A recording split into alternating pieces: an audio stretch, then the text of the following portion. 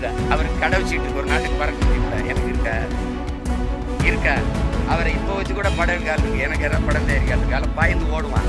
ஏன்னா நான் international terrorist, எனக்கு எந்த நாட்டிலையும் இறங்க விட மாட்டான். எனக்கு முதல்ல இதெல்லாம் ஒரு கஷ்டங்கிறப்பல. சார், விஜயோடைய வருகையை நீங்க விமர்சிச்சிருந்தீங்க. அதாவது நாங்க கூப்பிட்டோமா, வேற யார் கூப்பிட்டாங்கிற ஒரு கேள்வி கேட்டிருந்தீங்க. உங்களுடைய பழைய காணொலியை விஜய் வரணும், தம்பி வரணும்னு சொல்லி இந்த காணொலியை ஒன்னா சேர்த்தி சமூக வலைதளங்கள்ல ஒப்பிட்டு கேட்கறாங்க. எப்படி பாக்குறீங்க? ஏன்னா நீங்க வரணுங்கிறத இப்ப நான் வந்திருக்கேன்னு வச்சுக்கிறேங்க. ஒரு சேவை செய்யும்போது எங்க ஊர்ல ஒரு நாடகத்துல பப்புன்னு பாடுவாப்ல, நாட்டுக்கு சேவை செய்ய நாகரிக கோமாளி வந்தேனுங்க அப்படின்னு. நீங்க மக்களுக்கு சேவை செய்ய வரும்போது சேவை செய்ய வந்தேன்னு இருக்கணும். நீங்க உயர்ந்த இடத்துல நடிச்சுக்கிட்டு இருந்தீங்க, உங்களுக்கு ஒரு சந்தை மதிப்பு இருக்கு, உங்களுக்கு இது இருக்கு, வியாபாரம் இருக்குன்னு தெரியுது.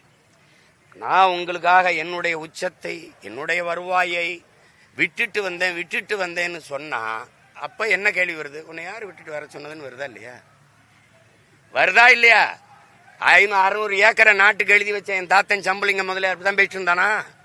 சொத்தம்பட்டையும் வித்து நாட்டுக்காக சுதந்திரத்துக்கு செலவழிச்சு செக்கெழுத்து செத்தானே என் பாட்டேங்க வாவுசி, அப்படிதான் பேசிட்டு இருந்தானா? சொல்லுங்க. 9 வருஷம் சிறையில் இருந்தேன், 9 வருஷம் சிறையில் இருந்தேன், என் சொத்தையெல்லாம் ஏழை எளிய மக்களுக்கு எழுதி கொடுத்தேன் என் தாத்தன் தெய்வ திரு முத்துராமலிங்கத்தர் சொன்னாரா? எங்க தாத்தா காமராஜ், நான் உங்களுக்காக நான் வாழ்க்கையை இழந்தேன், திருமணமே பண்ணிக்காம இருந்தேன் அப்படிலாம் சொல்றாங்களா யாராவது? அப்படி யாரையும் உங்களை ஒன்றும் சொல்லலையேங்கிறதான் கேள்வி. வந்தா சொல்லக்கூடாது, வந்துட்டீங்கல்ல சொல்லக்கூடாது. புரியுதா? அது எப்படி இருக்குன்னா, நீங்க அதை ஒன்றும் கேட்கவே இல்லைங்கிற கேள்வி படும்ல. உன்னை யார் அப்படி வர சொன்னதுப்பா?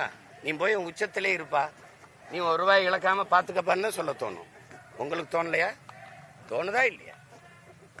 நான் தான் உனக்கு பால் ஊட்டினேன், நான் தான் உனக்கு பால் ஊட்டினேன்னு உங்க தாய் சொல்லிக்கிட்டே இருந்தா உங்களுக்கு தாய் மேல் மதிப்பு வருமா? எப்படி சொல்லுங்க? நான் சொல்றது நேசம் வருமா, வெறுப்பு வருமா? அதனால அது ஒரு தலைவனுக்கு அழகு இல்லை. வந்தோம், நம்ம செய்யறோம், இது என் கடமை, நாங்க செய்யறோம் அப்படின்னு வரணும். என்னை வாழ வச்ச மக்களுக்கு நான் அவங்களுக்கு ஏதாவது செய்யணும்னு நினைக்கிறேன்னா செய்யணும். அதை விட்டு சொல்லிக்கிட்டே இருக்கக்கூடாது. அப்ப அந்த கேள்வி உங்களுக்கு எல்லாம் இருக்கலாம், இவருக்கு எல்லாம் இருக்கலாம். அவர் என் தம்பி, அவர்கிட்ட சொல்லக்கூடாது, அப்படி சொல்லாத அப்படின்னு சொல்ல வேண்டிய கடமையும் பொறுப்பும் எனக்கு இருக்கு. புரியுதா? நேச்சதுனாலதான் சொல்றேன். இப்ப நீங்க அவருக்கு முன்னாடி நிக்கிறவங்களுக்கு அவருக்கு நண்பா நண்பி, எனக்கு தம்பி தங்கைகள், அவர்களுக்கும் சேர்த்தான் நான் போராடிட்டு இருக்கேன். புரியுதா? அவருக்கு கடை வச்சுட்டு இருக்கு, ஒரு நாட்டுக்கு பறக்க முடியும்ல, எனக்கு இருக்கா அவரை இப்போ வச்சு கூட படம் இருக்கால் இருக்கு, எனக்கு ஏதாவது படம் தயாரிக்கால் இருக்கு, அதில் பாய்ந்து ஓடுவான்.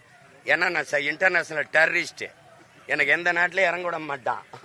எனக்கு முதல்ல இதெல்லாம் ஒரு கஷ்டங்கிறப்பல. நான் 2008 2009 இந்த ஆட்சியாளர்கள் காங்கிரஸ் திமுக எதுக்கும் போது தங்க இடம் தர மாட்டான், எந்த விடுதியிலையும் எனக்கு இடம் கொடுக்க மாட்டாங்க. வாகனத்திலே தான் படுத்திருப்பேன். எங்க குளம் இருக்கோ அங்க போய் குளிச்சுட்டு அங்க போய் காலை வேலைகளை முடிச்சுட்டு பயணம் பண்ணுவேன். அப்ப எவ்வளவு வழி தாங்கியிருப்பேன்.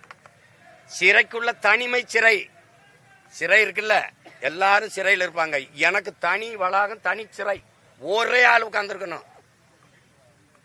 6 மாசம் ஒரே ஆள் ஒரு சிறையில் உட்காருங்க, எப்படி இருக்குன்னு பாருங்க. புத்தகமும் நானும் தான். அப்போ ஒரு வன்மை ஏறும் பாரு மனசுக்குள்ள, இருங்கடா அவங்கள வந்து பேசிக்கிறோம்னு. அதான் இப்ப பேசிட்டு இருக்கிறேன். சும்மா சீமானு அவரும் தம்பி, நான் இங்க பாருங்க, ஏசி அறையில் உட்காந்து யோசிச்சவன் இல்லை, கட்சி ஆரம்பிக்க சிறையில் உட்காந்து யோசிச்சவன், ரெண்டுக்கு ரொம்ப வேறுபாடு இருக்கு. விட்டு பேசிட்டு கூடாது. ஏன் அப்படி வரணும்னு சொன்னோம். நீ வரும்போது பெரியாரு, அண்ணா, எம்ஜிஆர் எல்லாம் தூக்கிட்டு வருவான். என்ன கண்டா? திமுக யாரு? அண்ணா தோற்றுவித்தது. அதை ஒழிக்கணும்னு நினைக்கிறோம். திராவிட கட்சி ஊழல்ல ஊறி தலைச்ச ஒரு கேடுகட்ட ஆட்சி கட்சி, அதை ஒழிக்கணும்னு நினைக்கிறோம். இந்த பக்கம் இந்த அதிமுக, இதை தொடங்கினவர் யாரு சொல்லுங்க? எம்ஜிஆர். இது 2 தனித்தனியா இருக்கு. 2ஐயும் எடுத்து சண்டை போட்டுக்கணும். 2ஐயும் ஒட்டி ஒன்னா கொண்டு வந்தா கோவரமா நீங்க சொல்லுங்க. இதை எழுத்தாயா ரொம்ப நாளா சண்டை போட்டுக்கிட்டு இருக்கோம். அப்புறம் இந்த பக்கம் அண்ணா, இந்த பக்கம் எம்ஜிஆர், நடுவால நீன்னா முதல்ல இவனை போடுறான்னு தானே வரும். ஏப்பா நீ அந்த பக்கம் ஒரு கட்சி வச்சிருக்கிறாரு, அவரை ஒழிக்கணும்ன்ற திமுகவை தொடங்கினவரை தூக்கிட்டு வரப்பல. என்னைய கொல்லணும்ட்டு என்னை பெத்த அப்பனை கும்பிட்டுட்டு வந்தீங்கன்னா அப்படிற அவன் பெத்தா உள்ளதானே நானு. இது என்ன கோட்பாடு சொல்லு நீ? இப்ப எடப்பாடி ஐயா பாருங்க, அந்த கட்சி எப்படி இருக்குன்னு தெரியல, எங்க போச்சுன்னு தெரியல. அவர் 4.5 வருஷம் முதலமைச்சராக இருக்கும்போது இதை பேசியிருக்கலாமே. பேசியிருக்கலாம்ல. அது அது சரியில்லை. எம்ஜிஆரை ஏன் எடுத்துக்கிட்டீங்க? இந்த கோட்பாட்டுக்காக எம்ஜிஆரை எடுத்துக்கிட்டோம், அண்ணாதுரை அவர்களோ ஐயாவை எடுத்துக்கிட்டோம், பேரறிஞர் அண்ணாவை எடுத்துக்கிட்டோம்னு சொல்லணும். அது யார் பக்கத்தில் இருந்து யார் சொல்றது? அதான் சொன்னீங்க, அடுத்தவன் பேச்சு கேட்காத அண்ணன் பேச்சு கேளுன்னு.